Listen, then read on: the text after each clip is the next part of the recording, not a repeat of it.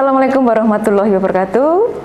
Bersama saya Juli Murtini, calon guru penggerak Angkatan 11 kelas 33A Kabupaten Jombang. Saat ini saya akan melakukan wawancara dengan dua kepala sekolah. Satu di antaranya adalah kepala sekolah di mana saya bekerja, yaitu SMA Negeri 3 Jombang. Wawancara berkaitan dengan dilema etika. Selamat pagi Bapak. Selamat pagi Bu. Mohon maaf saya mengganggu waktu Bapak sebentar untuk melakukan wawancara di mana saya ingin menggali pengalaman Bapak ketika menghadapi satu kondisi dilema etika ketika memimpin SMA Negeri 3 Jombang. Kita mulai ya Bapak ya. Selama ini Bapak, apakah Bapak itu ketika memimpin, bagaimana cara mengidentifikasi kasus-kasus, apakah ini dilema etika atau bujukan moral? Tentunya kita sebagai kepala sekolah harus mengidentifikasi dulu masalah-masalah yang ada. Masalah-masalah ini nanti kita pilih apakah termasuk masalah dilema etika atau masalah moral. Tentunya di SMA Negeri 3, alhamdulillah tidak banyak sekali masalah-masalah yang timbul. Sehubungan dengan memang SMA Negeri 3 ini sudah kondusif dan sudah baik. Baik, alhamdulillah ya Pak ya. Baiklah, selama ini Bapak ketika menjalankan pengambilan keputusan di sekolah, andaikan itu terjadi dilema etika Bapak, kira-kira bagaimana Bapak melakukan satu pengambilan keputusan yang dilakukan? Tentunya di dalam pengambilan keputusan yang saya lakukan ini, yaitu saya berusaha dengan adanya musyawarah untuk mufakat. Kita panggil-panggil Bapak Ibu Guru untuk menggali, mencari informasi yang terbaik terhadap adanya suatu masalah. Kita jangan hanya percaya pada satu orang, kita harus menggali dari berbagai macam dimensi, dari berbagai macam segi untuk memutuskan permusyawaratan masalah itu, sehingga masalah itu kita putuskan tidak mempunyai suatu efek apapun. Oke, jadi pada dasarnya Bapak ketika mengambil sebuah keputusan pastilah dengan melibatkan para bawahan Bapak ya, mungkin waka-waka untuk menggali segala permasalahan yang lain. Ya, secara spesifik Bapak. Baik Bapak, untuk kasus-kasus yang berkaitan dengan dilema etika selama ini yang terjadi di lembaga kita, langkah-langkah atau prosedur seperti apa yang Bapak lakukan untuk mengatasinya? Tentunya dalam rangka untuk mengatasi dilema etika ini ada beberapa macam langkah. Yang pertama, kita mencari berbagai macam sumber informasi tentang permasalahan dilema etika ini. Kalau sudah mendapatkan berbagai macam sumber, tidak hanya satu sumber saja, maka akan kita kumpulkan. Permasalahan ini kita lihat apakah menyangkut pribadi atau menyangkut lembaga.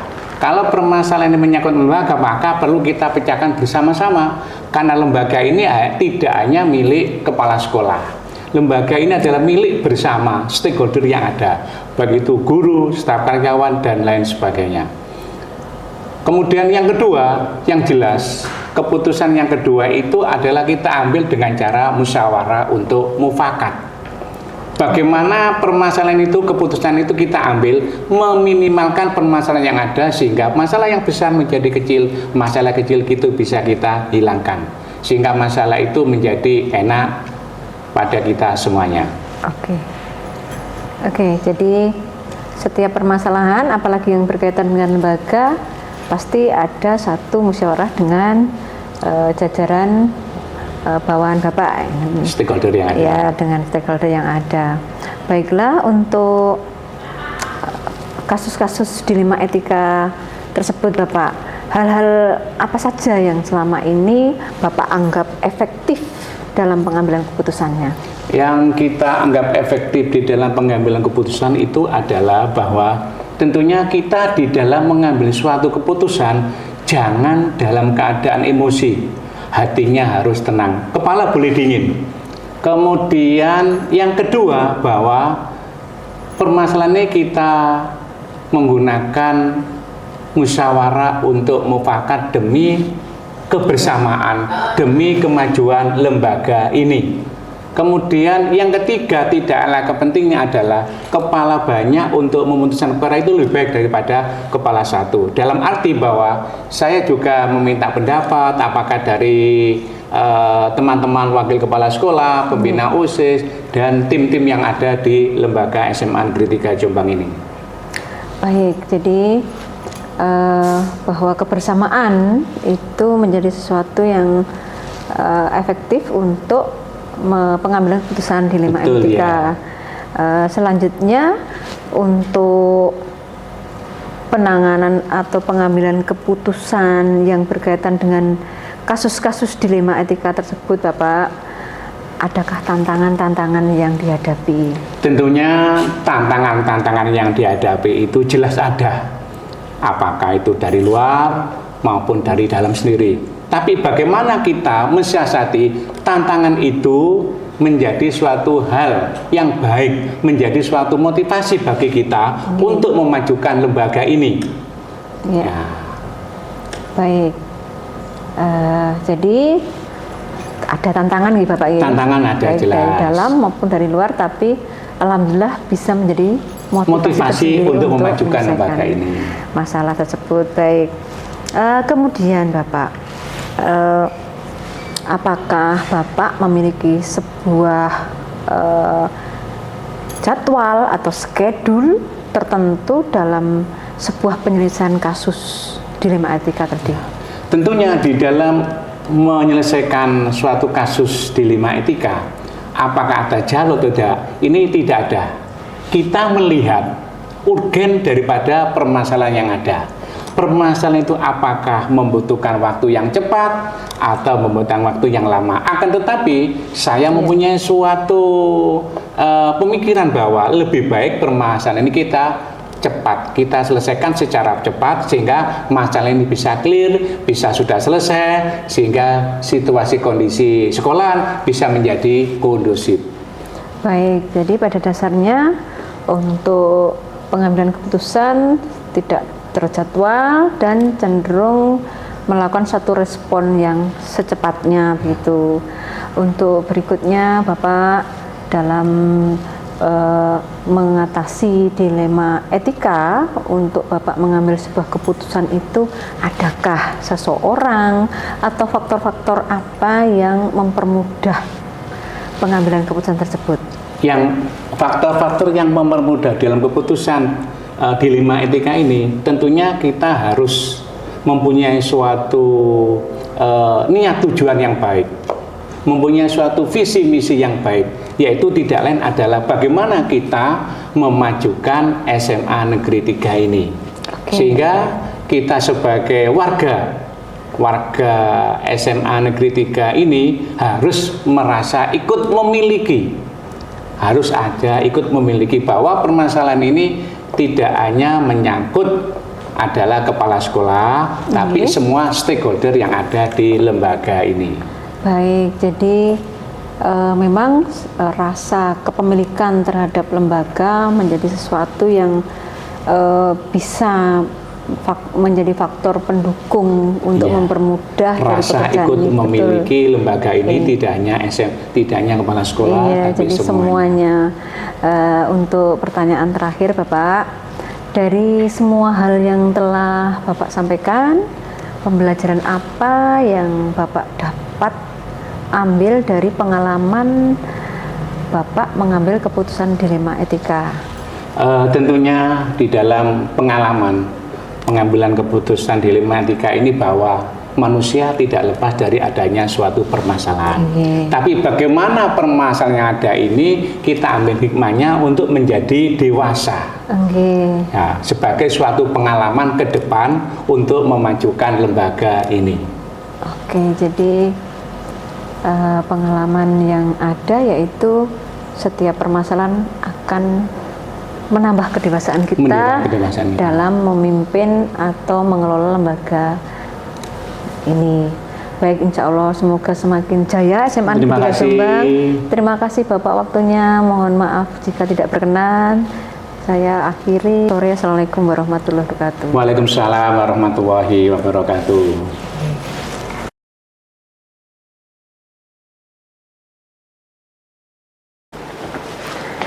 Selamat siang Bapak. Siang Ibu.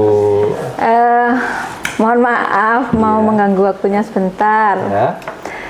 Jadi begini Bapak, saya ingin menyerap pengalaman Bapak dalam hal pengambilan keputusan berkaitan dengan dilema etika sehubungan status Bapak sebagai ketua yayasan yang membawahi beberapa lembaga pendidikan, begitu.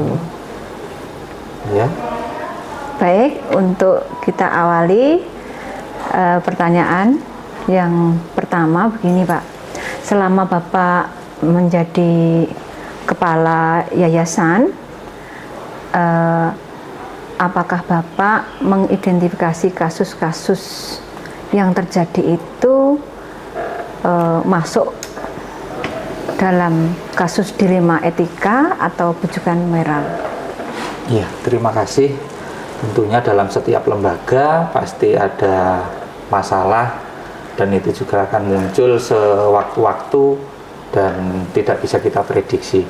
Dan tentunya di sini saya mengidentifikasi itu mengelompokkan menjadi dua. Tadi ada yang masalah itu baik sesuai regulasi ataupun yang tidak sesuai dengan regulasi. Yang mana yang tidak sesuai regulasi itu bisa dikatakan sebagai bujukan moral, sedangkan yang masalah sudah baik namun masih ada kendala, itu namanya adalah etika.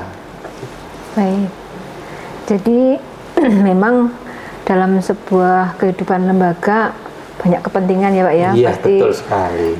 kita menghadapi beberapa keadaan kok sama-sama benar, ini gimana, jadilah dilema Iya, gitu. betul sekali. Baik Bapak, selanjutnya bagaimana Bapak menjalankan pengambilan keputusan di lembaga Bapak, terutama untuk kasus-kasus di mana ada dua kepentingan yang sama-sama benar atau sama-sama mengandung nilai kebajikan? Ya, terima kasih. Untuk masalah itu tentunya saya sangat berhati-hati sekali dalam mengambil keputusan karena jika ada dua masalah yang mengandung kebajikan tentunya saya tidak bisa memutuskan sendiri. Itu nanti karena berhubungan dengan keberlangsungan bersama, maka saya putuskan secara bersama-sama pula. Namun tetap saya putuskan bagaimana dan apa nanti yang kami utamakan adalah yang lebih utama dan lebih banyak manfaatnya untuk lembaga. Baik, jadi mengutamakan kepentingan lembaga Iya. ya Bapak, tapi tidak mengesampingkan dari Betul kepentingan sekali. privat. Selanjutnya Bapak, untuk langkah-langkah atau prosedur seperti apa yang biasa Bapak lakukan selama ini? Langkah-langkahnya yang saya lakukan, pertama ya saya melakukan koordinasi terlebih dahulu pada teman-teman sejawat, para waka-waka. Tentunya mereka juga punya andil dalam lembaga ini sehingga nanti bisa mewujudkan suatu keputusan yang tidak sepihak, sehingga melahirkan sebuah keputusan yang bisa dilaksanakan secara bersama-sama.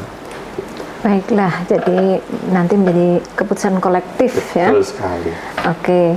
Kemudian untuk hal tersebut, hal-hal apa saja yang selama ini Bapak anggap efektif untuk pengambilan keputusan pada kasus dilema etika tersebut?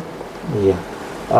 Untuk mewujudkan suatu keputusan yang efektif nanti itu saya biasanya menggunakan sifat saya yang selalu terbuka kepada teman-teman, selalu menjalin kemitraan dengan stakeholder yang ada sehingga nanti bisa mewujudkan keputusan itu yang betul-betul matang gitu, dan bisa cepat, akurat, dan segera dipergunakan untuk lembaga yang lebih baik gitu. Baiklah. Jadi memang keterbukaan dan kemitraan Pak, Iya, kesejajaran antara berbagai pihak dalam sebuah lembaga memang menjadi sesuatu yang paling penting gitu. Kemudian untuk pengambilan keputusan pada kasus dilema etika tersebut ya Pak, apa ada tantangan-tantangan yang dihadapi? Tentunya pasti banyak tantangan, karena kita menghadapi manusia, otomatis banyak karakter-karakter yang berbeda, sehingga banyak pula nanti tanggapan-tanggapan di luar sana. Walaupun keputusan itu sudah diputuskan secara bersama-sama, terkadang masih ada juga pihak-pihak yang masih kurang berkenan dengan hasil keputusan akhir itu, walaupun sudah disepakati secara bersama, karena perbedaan karakter dari masing-masing kepegawaian di sini. Iya, jadi memang untuk bisa menerima langsung gitu memang orang agak susah Iya, gitu ya. betul sekali, sangat sulit. Baiklah, untuk dalam pengambilan keputusan tersebut ya Pak, apakah Bapak memiliki sebuah tata kelola ataupun jadwal untuk mengambil atau menyelesaikan sebuah permasalahan dilema etika tersebut? Untuk sementara ini saya pribadi tidak membuat jadwal. Karena apa? Karena masalah itu timbul itu sewaktu-waktu, tidak bisa kita prediksi, sehingga ketika ada masalah maka secepat mungkin kita selesaikan supaya bisa terselenggara lembaga ini dengan baik. Jika nanti terjadwalkan maka akan tidak cepat selesai. Jadi begitu ada masalah apapun, segera kita selesaikan di waktu itu secepat mungkin supaya bisa lebih efisien. Oke, jadi responnya harus segera mungkin Ya, sehingga tidak menjadi masalah yang berlarut-larut nih. Betul sekali. Oke, jadi untuk pertanyaan selanjutnya Bapak, untuk posisi sebagai kepala yayasan tadi, adakah seseorang atau faktor-faktor apa yang selama ini mempermudah dan membantu Bapak dalam pengambilan keputusan, khususnya dalam kasus-kasus dilema etika? Tentu saja itu ada pastinya, karena saya punya teman-teman sejawat maupun waka-waka itu yang selalu siap saat saya ajak untuk berkoordinasi, selalu siap, dan juga warga-warga sekolah sekitar juga sangat siap, sehingga itu turut serta dalam rangka untuk mewujudkan suatu keputusan yang berguna bagi semuanya. Baiklah, jadi sebuah anugerah ya kalau semua pihak sangat mendukung setiap saat. Untuk pertanyaan terakhir Bapak, dari semua hal-hal yang telah Bapak sampaikan, pembelajaran apa yang dapat Bapak petik dari pengalaman Bapak dalam pengambilan keputusan dilema etika? Ya, terima kasih. Setiap manusia hidup itu pasti punya masalah ya, apalagi lembaga yang sebesar ini yang menaungi beberapa lembaga pasti juga mempunyai masalah. Namun masalah itu dapat kita selesaikan secara bersama-sama, sehingga nilai kebersamaan itulah yang kita junjung tinggi di sini. Biar apa keputusan itu biar bisa dilaksanakan secara bersama, secara kekeluargaan juga, tanpa menciderai berbagai pihak. Gitu. Oke, jadi kebersamaan ya. Betul sekali. Betul, yang kreasi Yang paling Tuhan utama. paling indah itu katanya kebersamaan ya, begitu. Baik, terima kasih waktunya Bapak. Jadi sama-sama. Terima kasih sekali dan mohon maaf telah mengganggu waktunya. Tidak apa-apa. Semoga pengalaman dari Bapak dapat saya serap dan di kemudian hari dapat saya gunakan sesuai kebutuhan. Semoga sukses. Terima kasih. Selamat siang. Selamat siang.